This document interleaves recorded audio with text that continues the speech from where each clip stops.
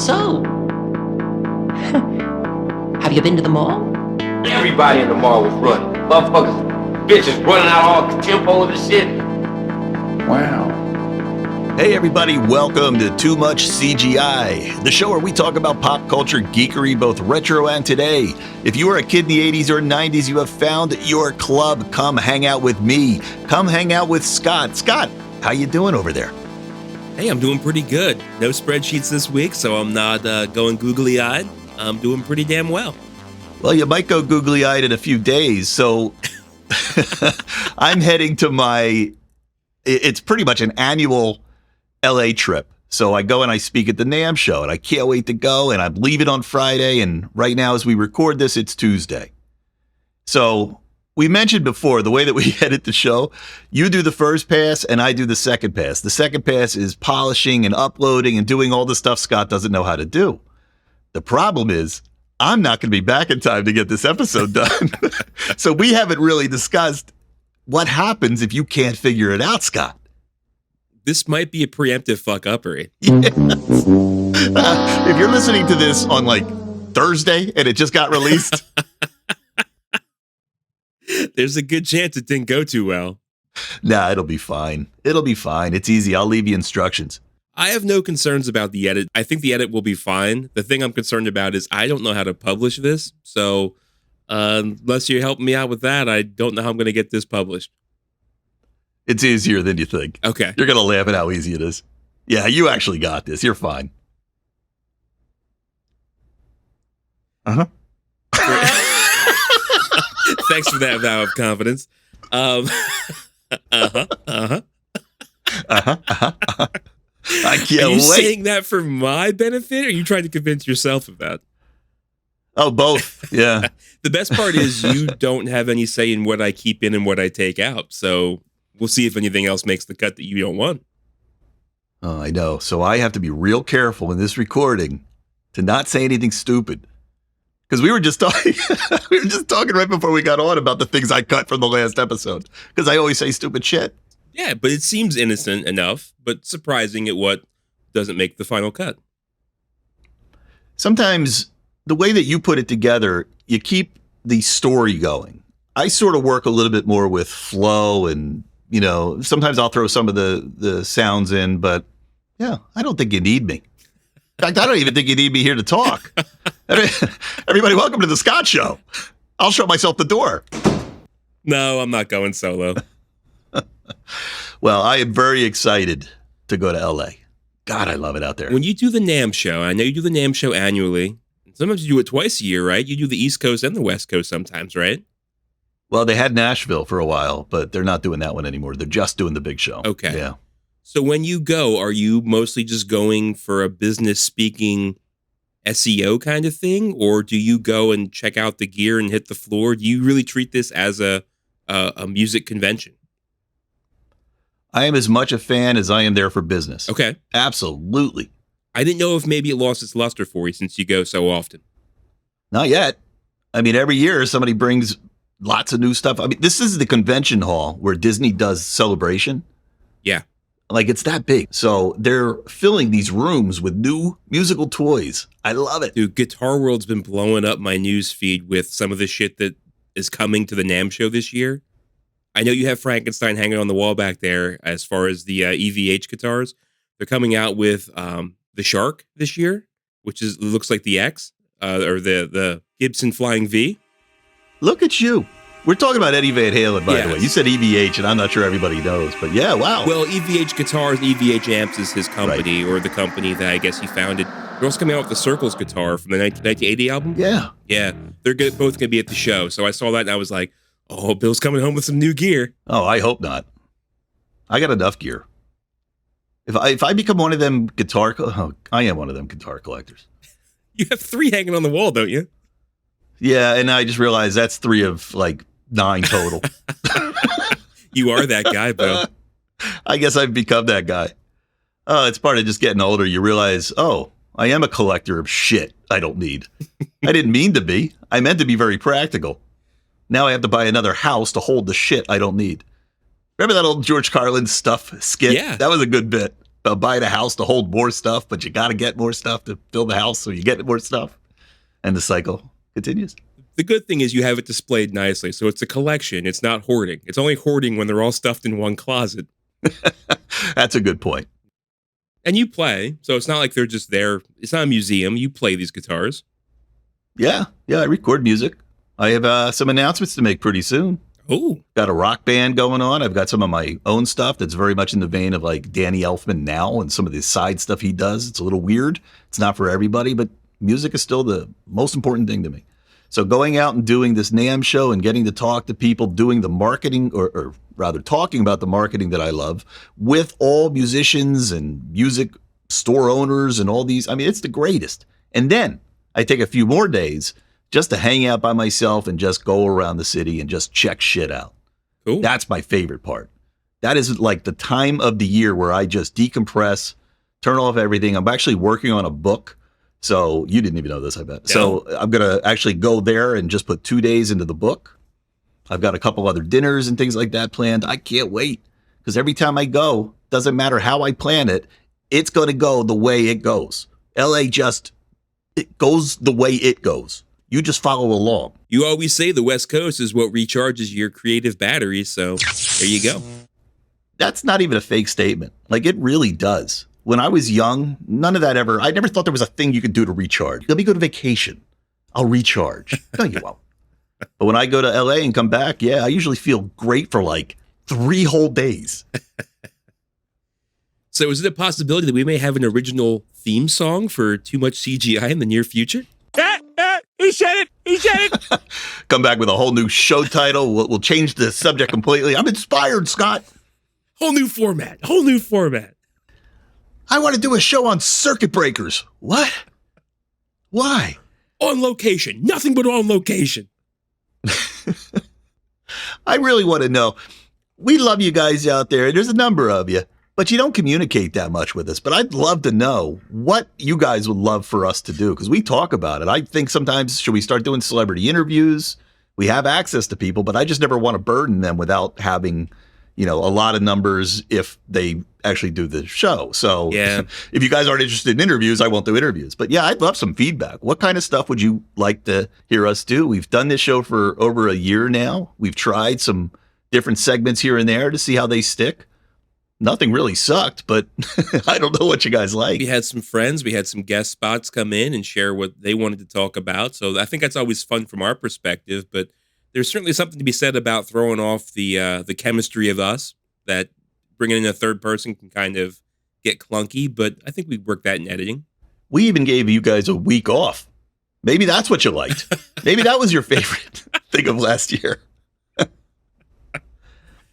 Yeah, but this has been a fun journey. This isn't my first podcast, and I've been a guest on many, but this is my favorite. That's all I know. I listen to a lot, but I biasly think that ours is better. Imagine I said ours isn't my favorite. Yeah. That would suck. Fuck you, Bill.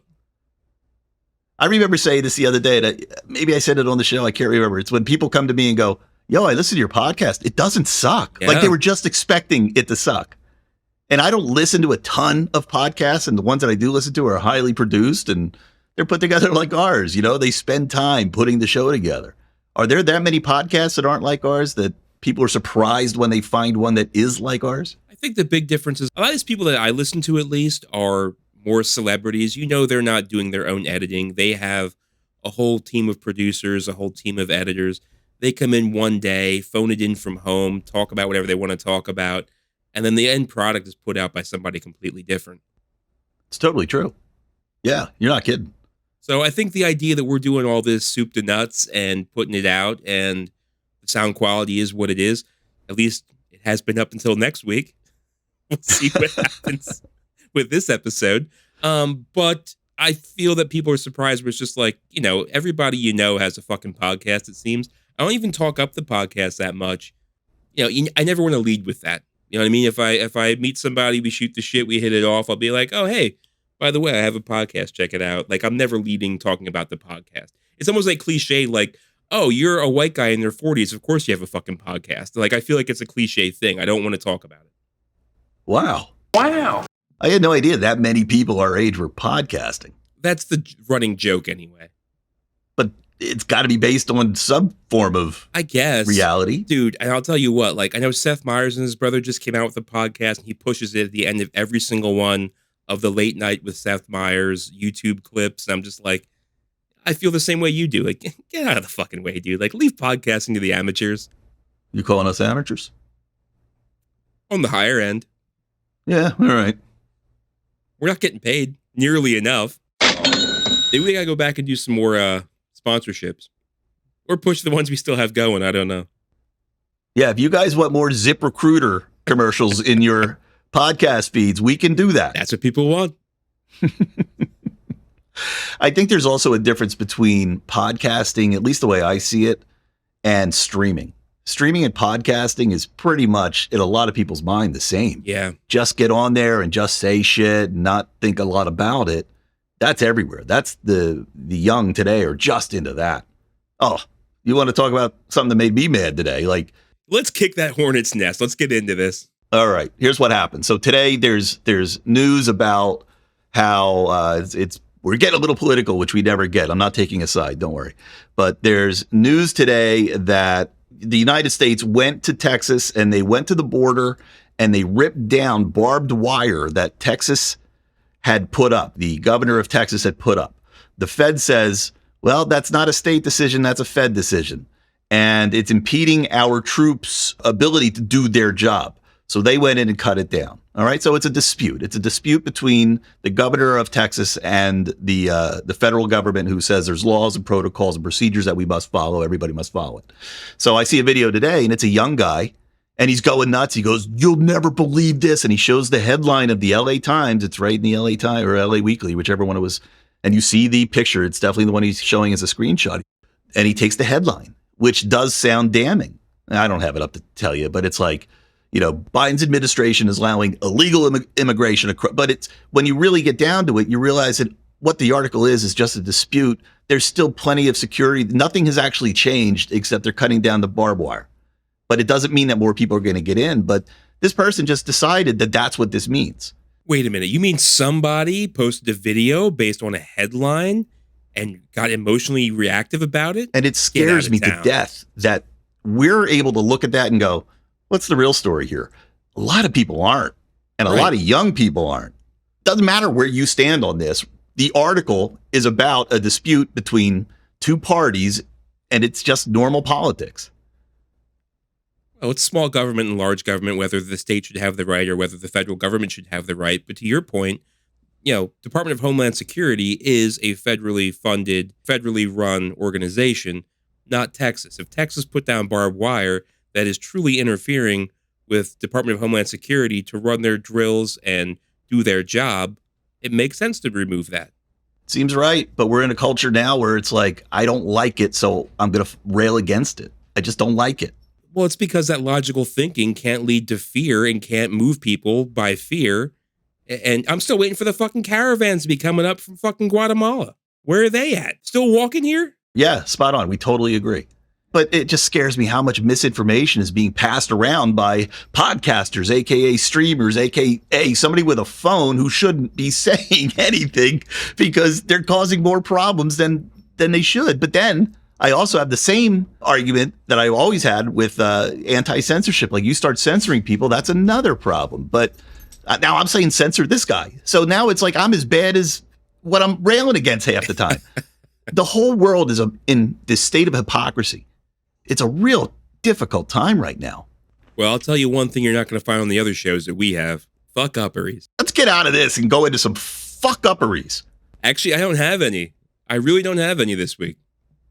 You got me all excited. You're going to change the subject. No, I'm just saying that these shows that are railing on false information and leading by fear are never going to redact or tell you what they fucked up and what they got wrong. They just keep dogpiling on top of it.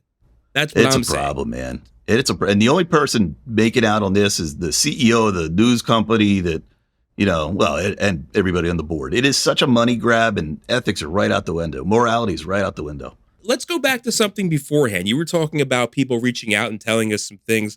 Do we have any mailbag to talk about? I'm so glad you said that. I was actually just reaching for mailbag, because mailbag always makes us happy in these dark times. Mail, motherfucker! So our buddy and brother, Tim Yoke. Remember Tim? We haven't heard from Tim in a while. I do. Actually, Tim does send me stuff. I just don't get to read all of it. So evidently, we were talking about MASH. The 4077. I know I've talked about MASH on here quite a bit. Just last week I mentioned MASH because 2 weeks ago you were challenging me with TV shows that became movies, and I was like, nah, MASH was a movie that became a TV show. I know I mentioned before that it's my old man's favorite TV show. We can call him up right now. He's probably watching it right now, but I'm sure we talked about MASH quite a bit on here. For a show about the 80s and 90s, we talked about this TV show from the 70s based on a war from the 60s quite a bit more than we probably should have. Your dad might have a thing for a Hot Lips Houlihan. Hopefully that and not Klinger. So yeah, you must have mentioned Radar from MASH. I do kind of remember Radar. I've got to look up the Gary Berghoff thing. This is from Tim, by the way. Apparently all the cast members couldn't stand him. I think everybody knows about his missing fingers and how he was always shot to never show them. And then Tim sends me a picture of Radar, okay, holding a football on set. This is from MASH, and he's got a very mangled hand. Really? And you know what my first thought was? I love it. I love it. Do you love the fact that he was so open with it and unabashedly flamboyant with his mangled mitt there, or what? No, I love that these perfect human beings, God's perfect humans, who go in front of the cameras and make billions of dollars, they're not perfect. They're just like us. Hold on, though. I see where you're going with this, but nobody was looking at Radar and thinking, oh, that guy got it all together. That's the perfect package there. Nobody was thinking. You don't think they go, oh, here comes Mr. Gary Berghoff. Look at this guy, the cock of the walk. No? That's what I'm thinking. God's gift to women. Look at him go. That guy's beating it off with a stick. Right. Radar. No, I'm being stupid. I just think it was funny that he had this, mangled hand, and they were like, we still want you for the part. And we're just going to hide all this stuff because on TV it's all smoke and mirrors and we want to make everything look perfect. Do you know anything about Gary Berghoff's hand here before Tim sent you this picture? No, it was just a random, hey, look at this guy's hand. I had no idea. No idea. I feel like he was always carrying a clipboard or had his hand in his pocket or something. I don't know, man. It's funny to me that Hollywood's like, we'll hire you, but we'll hide the hand. Dude, just show the hand. This guy's hand. What's wrong with it? I mean, I grew up with musicians, and Tony Iommi, like, he cut his finger off the day before he was going to record their first album. And he uses a little, a thimble. He just took a thimble and he learned how to plop that onto his finger. We all see it. We see his messed up hand. Nothing's wrong with it. Jerry Garcia played with a messed up hand. It's an odd world in my head where you got to hide this stuff from the public at large. Like, it's not going to be hidden for very long. Well, leave it to Brother Tim to break the news on long-forgotten celebrities we had no idea about. There you look. This show is designed to bring you new information about your old favorite shit. Whether it's information you give a shit about, it's completely irrelevant. That's not part of the deal. You don't like it, you write in and tell us what you want to hear about. Otherwise, it's this. That's right. But this other thing Tim sent, I actually think is really cool. So, again, we were talking about MASH. And it's a screen grab from Malibu Creek State Park from 1972, where they filmed MASH, and then somebody shot it again. And obviously, I can't show you guys since this is a audible medium. Audio show. But it's fun to see people go back to the spot and then try to recreate the same shots, like some of these iconic shots. And that's a thing that I catch myself watching on YouTube sometimes, like people that go back. Yeah. We talked about Adam DeWoo. He's one of them. But there's a lot of people that like to go back to movie scenes in, where they were really filmed. And I find that fascinating when they take the camera and they line up the shot the same way that the cinematographer did it. And you just look at how different things are now to then. You kind of did this last year when you went to the NAMM show. You went to Pee Wee's house. You went to Nakatomi Plaza. You checked out Doc Brown's house. So you've done some of this yourself. Yeah, I'm going to do it again. I didn't even want to tell you guys how dorky I am, the things that I've planned on this trip. But I love that. That's a new thing that you get out of YouTube. If you want to see a place where, here's an example. Like, I went to New York to see the Ghostbusters house, the Ghostbusters firehouse. I mean, not their house. I don't think anybody ever saw a Ghostbusters actual house. Did we in any of those? Where the hell did they live? No, the apartment, like Dana's apartment complex, where she lived across the hall from Lewis. So it's in a really odd area for a firehouse. So if they pulled that camera back a little bit more, you'd be like, well, this doesn't feel like the New York that I always imagined. So that's really why I like to go. I went to see where the DeLorean took off in the mall. And I literally was sitting at places where they were probably putting up the cameras to shoot the DeLorean, and it was a fucking Panera. You know what I mean? So it's like, I don't know. That stuff is super interesting to me. So they did it in Malibu Park for MASH. Yeah.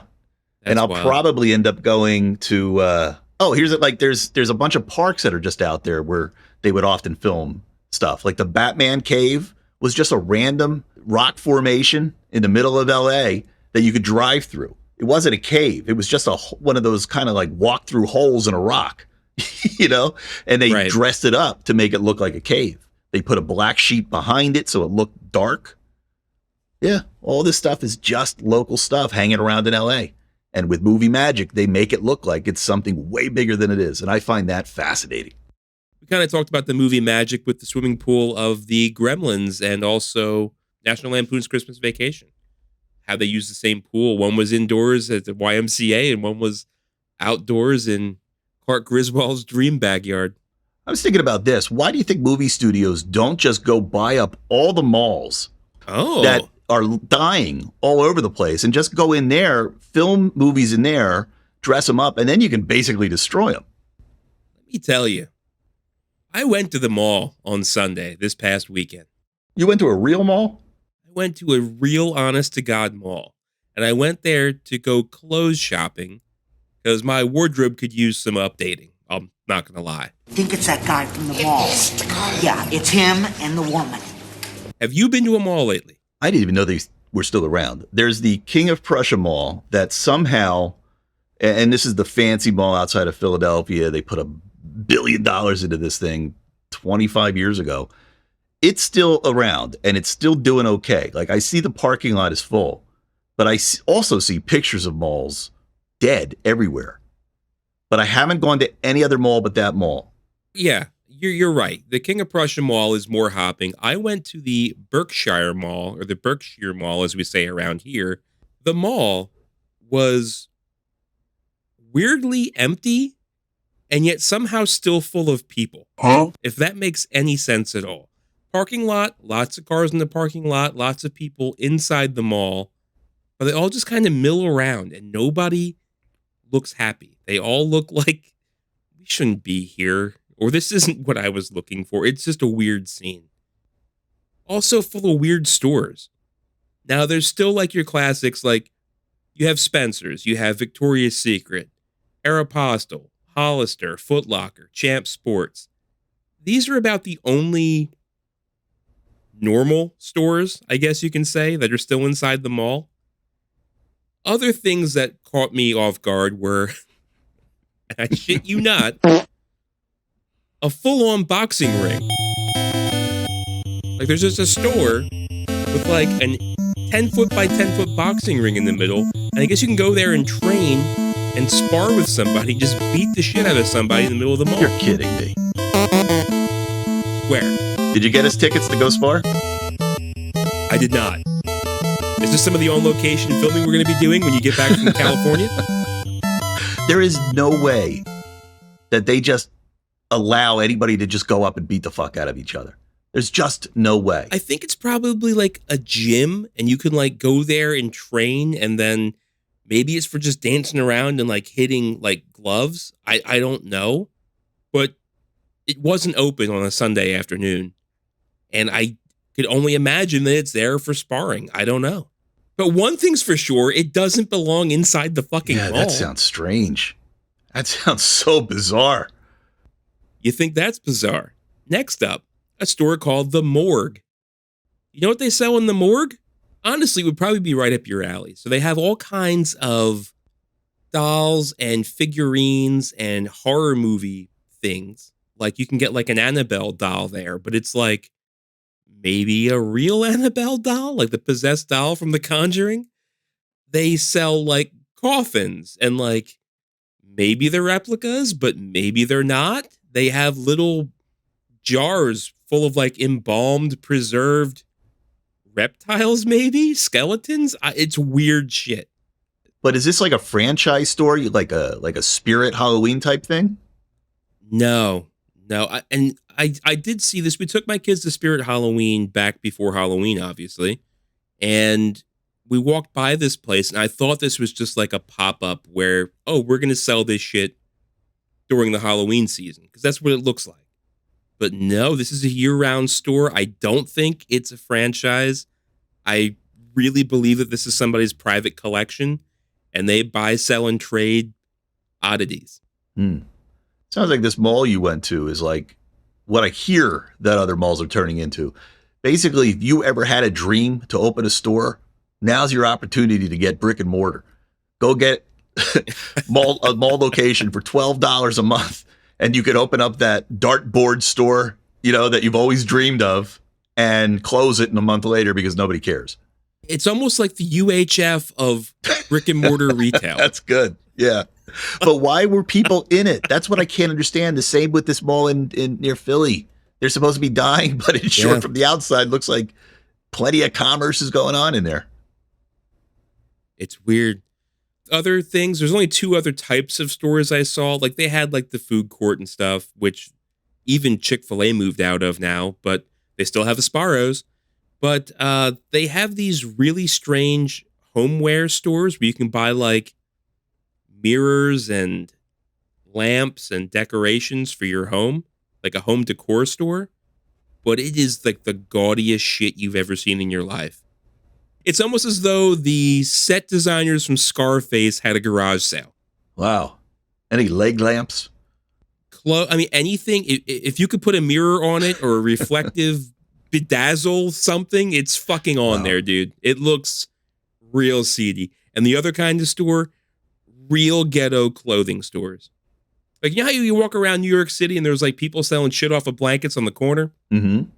Think about that legitimized inside of a brick and mortar. You get your Sony TVs in there and your... They're selling Air Jordans, but they're not Air Jordans. I can guarantee you that. Oh, did you say apparel or everything? Oh, apparel. Well, it's almost the apparel equivalent of the homeware store. Like, it's all just gaudy shit. But I guess people are wearing it. I have no idea. However, there was one thing that I saw that made me excited. They have an arcade. What kind of games? Glad you asked. I walked in. They had everything from Terminator 2 with the giant handheld machine gun. They had House of the Dead 2. They had Qbert. They had Donkey Kong. I could have been the fucking King of Kong. I could have challenged Billy Mitchell. I could have got to the kill screen. I didn't have any quarters, though.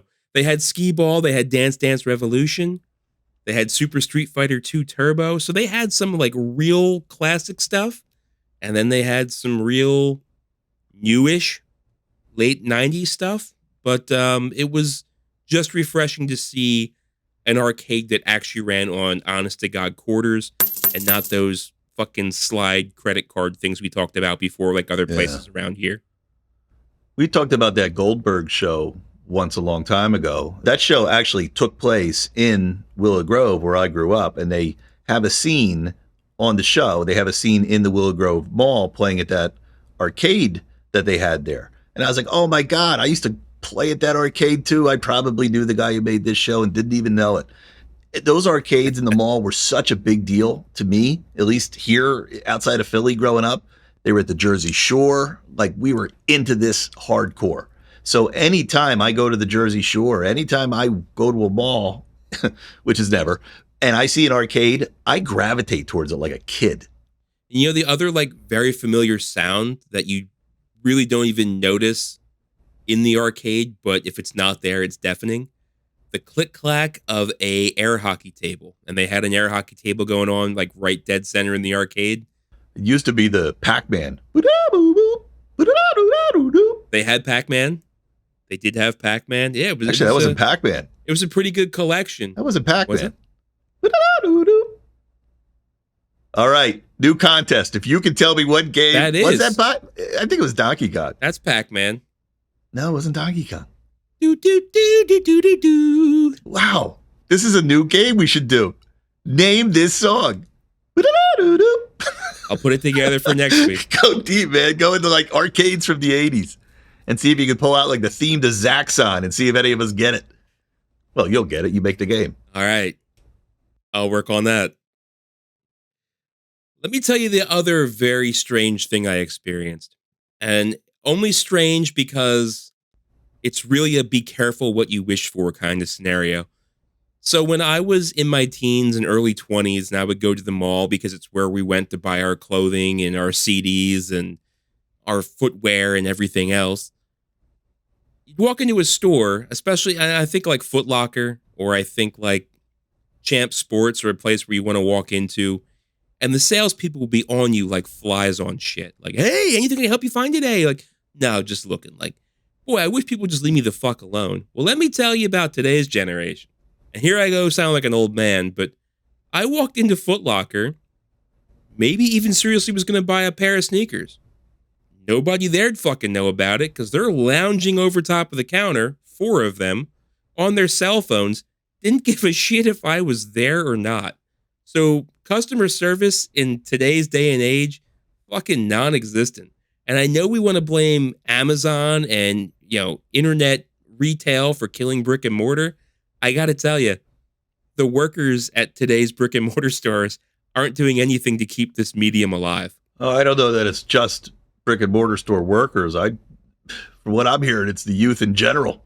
People do not want to work, and man, I can't go a day without hearing somebody complaining about the work ethic of the youth, because I work in a professional industry, and it's the number one headline. Everybody's going, what is going on out there? But I don't know if it's, the same. Maybe our parents are the same thing. You know what I mean?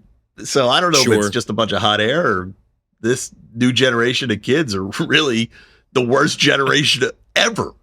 We've turned that corner, huh? Is that what you're saying? There's a possibility that we're the old people? Oh, I know we're the old people. Yeah. But I just can't tell if these kids are really as bad as everybody's saying, or if this is just an old person thing. Like, this is what we're supposed to say. We're supposed to say that, they're useless, terrible teenagers. Get off my lawn. Get off my lawn. Maybe this is just what we're supposed to say. Yeah, we're just feeling that obligatory bitch and moan fest. I guess that's it. I hope the youth isn't as bad as they say. But we're going to bitch and moan about it because that's what we're supposed to do. Lastly, the weirdest of the weird. The music I experienced while shopping for clothing. Bill, I've had the song Mandolin Rain from Bruce Hornsby and the Range stuck in my head since Sunday morning. And the troubling thing is, I don't think I ever knew the song Mandolin Rain by Bruce Hornsby and the Range, but it's been playing on fucking repeat in my head since I stepped foot in that store. How many times did it draw you back to the mall to go spend more money? I haven't been back yet, and the other thing, speaking of music, I heard John Mellencamp's Jack and Diane music with some girl singing a whole different song over top of it. And I don't know what this is. I felt like I was in some other dimension. It was very much Jack and Diane. Ding, ding, ding, ding. Jack and Diane, without a doubt. Somebody singing on top of it. I asked my wife, I was like, what did I just listen to? And she was like, oh, I think this is Jessica Simpson. I was like, I don't know what this is. This is fucking weird. It was the exact music track of Jack and Diane with a whole other song playing on top of it. And it was very disturbing to me. I don't know what you're saying. So this sounds like karaoke being piped through the radio station. It's almost as though I was listening to like the backing track in my left ear and a whole different song vocally in my right ear. And it was just poorly mixed. That's what it felt like to me. Wow. Wow. Wow. Now every time I say wow, I catch myself and I say wow with Owen Wilson's voice in my head every single time. Thanks for this show. So needless to say, I bought my 6 shirts, got the fuck out of there as quickly as I could. Amazing. What an experience. I'm glad you made it. I feel fortunate to be on the other side telling you this story. You could still be aimlessly walking like a capitalist zombie, just not sure what to do next. You just know you're supposed to walk and shop. Walk and shop. Walk and shop. Shop and walk. It's not surprising to see that George Romero came up with the idea for that movie. That's right. And set it inside of a shopping mall. Dawn of the Dead. And that was before the malls died. Yeah. How about that? Talk about a soothsayer. Yeah, there's a soothsayer if I ever saw one. So I know I keep saying these things were weird, and I guess the weirdest thing about it is the complete juxtaposition that there is between what the mall is now and what the mall was back in my youth. You know, like that was the fucking place to be, man. You know I mentioned like we went there for clothing and shoes and music, but it was really the social hub. Like you didn't just go there to shop. It was the fucking place to be. We didn't have fucking Facebook or YouTube or shit to see what's hot. We had fucking teen magazines and people watching at the mall. That was our fucking Facebook. That was our MySpace. It was kind of like a little prison. There were security guards always running around. Like you knew you couldn't do anything wrong because there was somebody who's going to get you in trouble. Now kids don't care about getting in trouble, but different world. And maybe a throwback to some pop culture, or at least some recent notoriety. This mall that I'm talking about, the mall I was in, this is the mall that went viral because a woman was on her cell phone and fell into the fountain a few years back. Remember that? Right. It's like one of the first viral videos. It was a big viral video because this woman just kerplunked. Well, if she tries that now, the water won't be running. And this is maybe a little telling about my friend circle when I was a kid, but there was only one person at the mall, only one lonely goth kid with their face painted like the Crow, which I was surprised to still find one. It was almost weirder to only have one than have none at all. The mall brings back all kinds of mixed memories for me. Lots of good times, lots of bad times. You haven't lived until you've been pantsed in front of an entire mall. Nothing like being wang out on the glass elevator, huh? You haven't lived until you get pantsed wearing a bathing suit at the mall.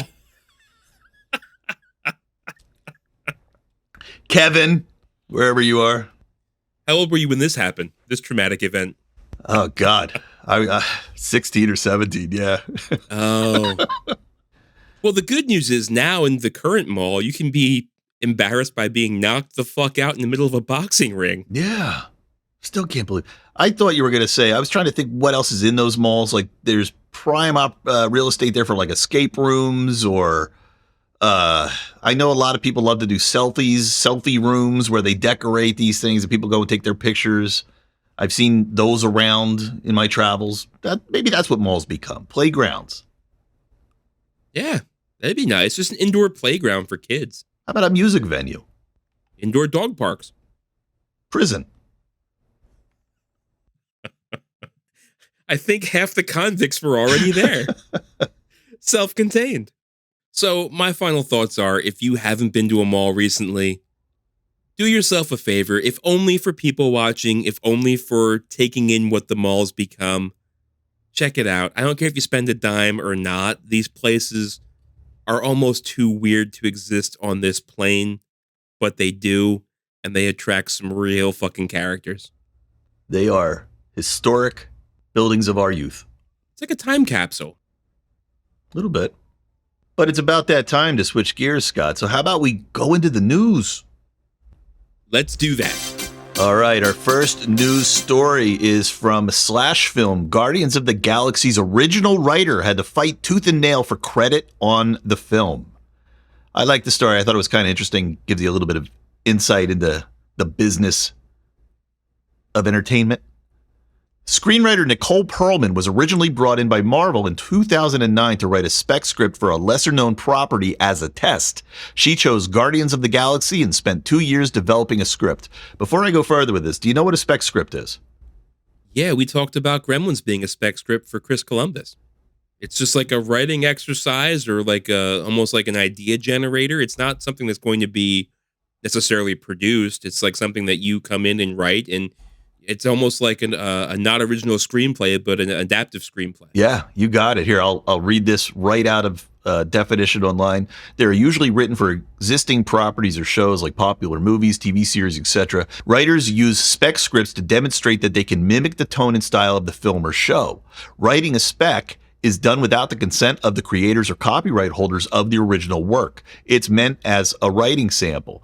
A strong spec script could get a writer representation, writing jobs, or spark interest in their original ideas. Aha, maybe that's what was going on here. Maybe. Studios may buy specs to develop into films. Specs are often written by aspiring or early career screenwriters trying to break into the industry and establish their writing abilities.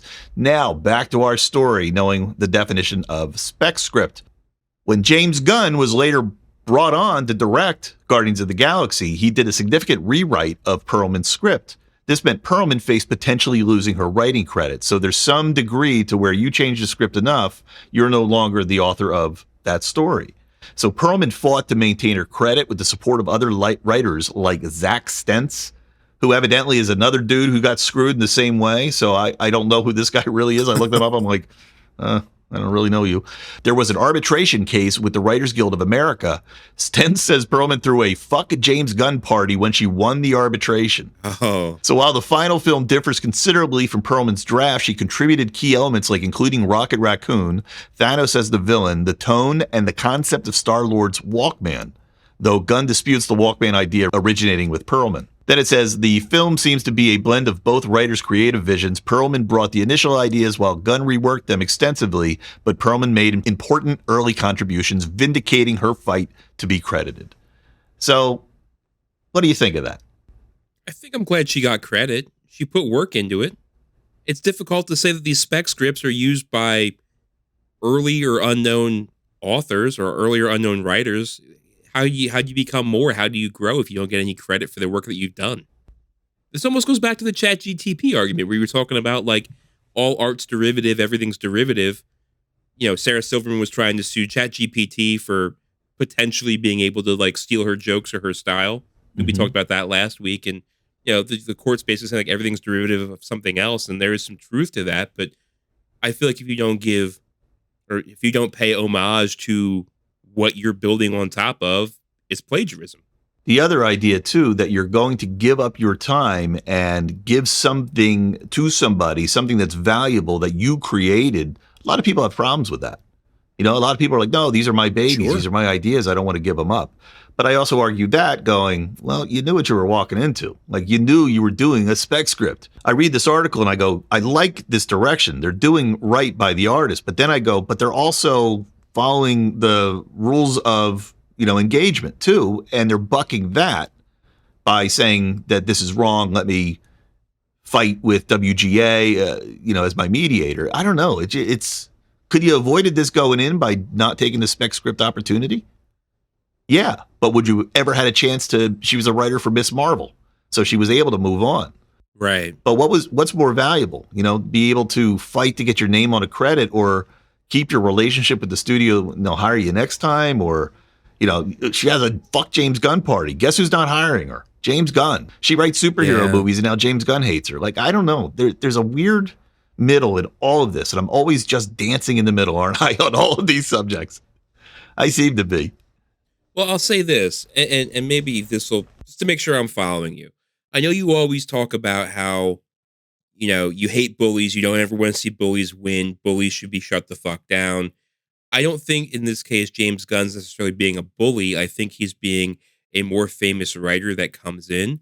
I do feel that if this is the way it works and James Gunn can just get all the credit just for rewriting ideas and taking ideas and riffing on ideas that this other woman has already done.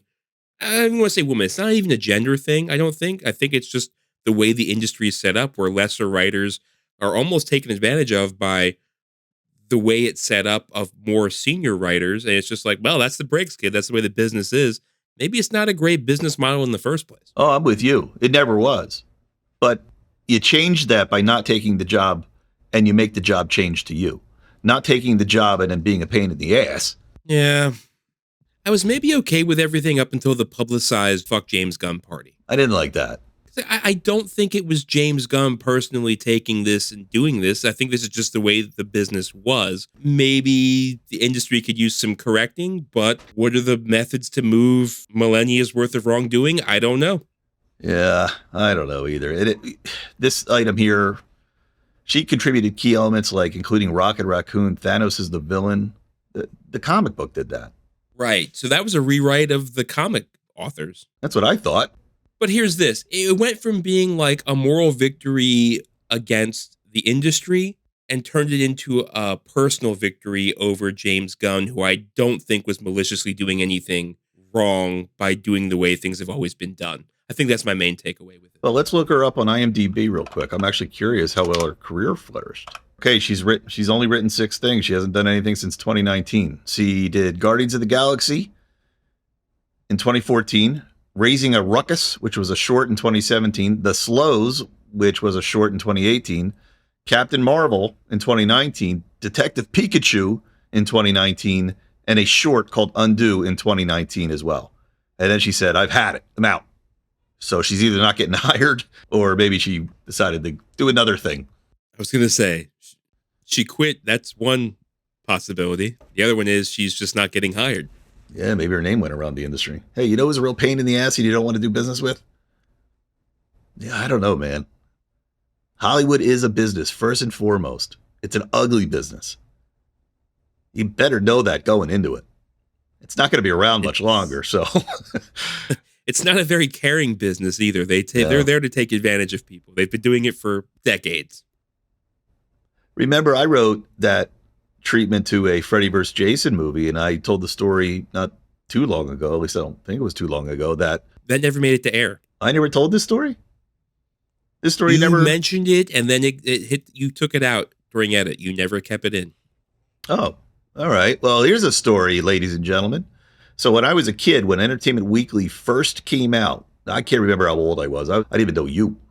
The Entertainment Weekly came out. I got it. I was like, this is awesome because I always liked Hollywood stuff. I never read tabloids. Not really. But I liked entertainment news. I just didn't care about gossip.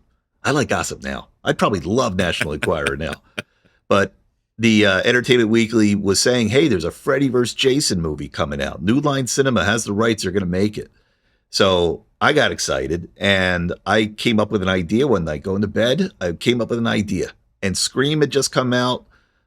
Kevin Williamson, I think his name was making horror movies, and they were smarter horror movies. People were kind of like, this is different. This isn't like those dumb 80s slashers. This is thoughtful.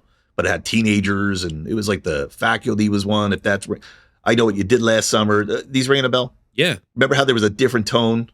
So I was like, all right, well, maybe I can write a story that has this tone and is kind of smart and fits in with modern audiences.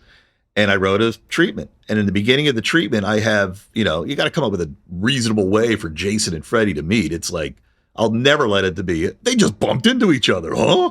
Like I'd have to have some reason. And I had to place, Camp Crystal Lake. That's where Jason lives. So how can I get them to cross paths? There's no reason Freddy's going to Camp Crystal Lake. So what if I have Jason somewhere to start and he walks his way back to Camp Crystal Lake and he crosses paths with Freddy's neighborhood? So where does he start? I put him in a military base as a prisoner. So in Jason Goes to Hell, they start that movie out by trapping Jason and then blowing him up. So at this point in the storyline, everybody knows about Jason. The government knows about Jason. They don't understand how this son of a bitch keeps coming back. So in my story, it was like, we'll start him there. So that was the story. That was how I started it. So I go to watch. Let me take a step back. So then something happens. They get my treatment. They call me. I actually get a phone call from somebody. And they say, hey, I'm with Brian Witten, I think his name was. He just did Detroit Rock City, I remember him saying. And I think they were saying something. I think he was part of Austin Powers. So I remember getting all excited. And I was a kid. And they're like, we like this treatment. He asked me, he goes, are you part of the WGA? I never heard of it at that point. I said, no. Sure. And he says, we can work around it. I was like, oh, nice, cool, all right. And we talked, and he was supposed to call me back, and he never called me back. And I called him and emailed him, and never, just dead, gone, done, donezo. History. He took your fanfic and ran with it. Feats don't fail me now. He was so good. You're not part of the WGA? Don't worry about it. Click. I mean, I basically just said, here, steal my idea. So I go to the movies. So let me get this straight. You have no representation? Fantastic. We'll work around that. Do you have any money for lawyers? I do not, sir. Okay. Do you have any more ideas then? I'm all ears. So anyway, I go to watch Jason X, Jason in Space, and it's a terrible fucking movie. And I see the beginning, and the beginning's my idea. And I look, and it's like the same producers, the same everybody I talk to. Yeah, that's enough. I don't need to go into any more detail about how I asked more questions and poked around. But no, it's the way that business goes. I got ripped off, and I did it wrong, and I don't hold any grudges because I did it wrong. You were Nicole Perlman. Yeah. It would have been nice to get a credit. Could have just been a little credit. I even wrote and said, can I get a credit? Like, it's clear that there's a paper trail. Nah, they weren't afraid. They weren't afraid of me. Could you believe that Hollywood was not afraid of little me? Well, live and learn. But it taught me a lot about how business works, how the industry works, and it's really ugly. It's a predatory business for sure. It really is. And you would see the Oscars and the Emmys, and you're just like, wow, these are the classiest people in the world. And they're not. Nope. They're just not. Nope. All right, well, enough of that. Let's go to the next news story. From Deadline.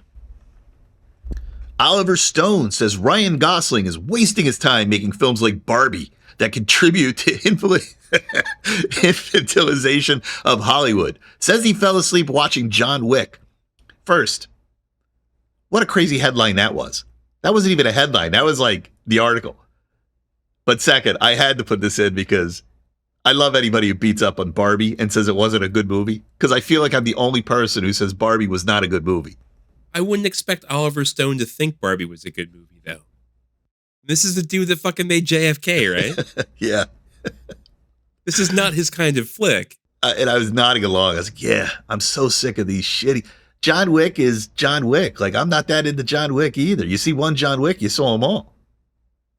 John Wick is to guns what Fast and Furious is to cars. And I just don't care about either of them anymore.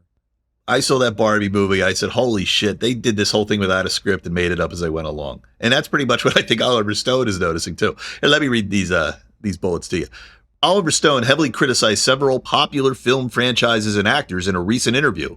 He said, Ryan Gosling is wasting his time starring in the Barbie movie. Stone feels Gosling should focus on more serious films instead of contributing to infantilization of Hollywood.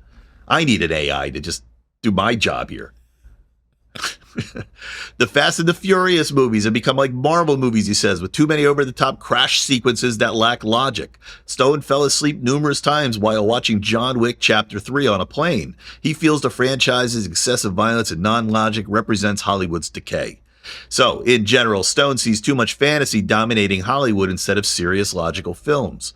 He won 4 Oscars for grittier movies like Midnight Express, so no duh. No surprise. Yeah, but that's what he likes. But I got to agree with him. Hollywood really thinks it's more about special effects than story at the moment. And I think they're getting a slap back. And I think they're going to go, all right, maybe we better start investing in good stories again because, yeah, these aren't good stories. I haven't seen a good story. You say too much CGI? He said it. I saw you smile and I was like, he's going somewhere. I don't know. What are your thoughts on that? Think he's right? Is Hollywood losing its ability to tell a good story? I think that's been a theme of many of our shows on here. But in general, I know we've been bitching a lot about Disney and all the stories they tell and how bad they are. But it's but only because Disney bought everything. Yeah, pretty much. I mean, yeah, but I don't think Universal's doing, like, I didn't care for any of the new Jurassic Park movies. Universal's not knocking it out of the park either. You wouldn't want another Jurassic Park movie? No, this whole Jessica Chastain and fucking Star-Lord bullshit, I don't need any more of that. All right, moving to the final story. New Jurassic World movie in the works with David Coep writing. Are you shitting me right now? This is an exclusive from the Hollywood Reporter. Oh.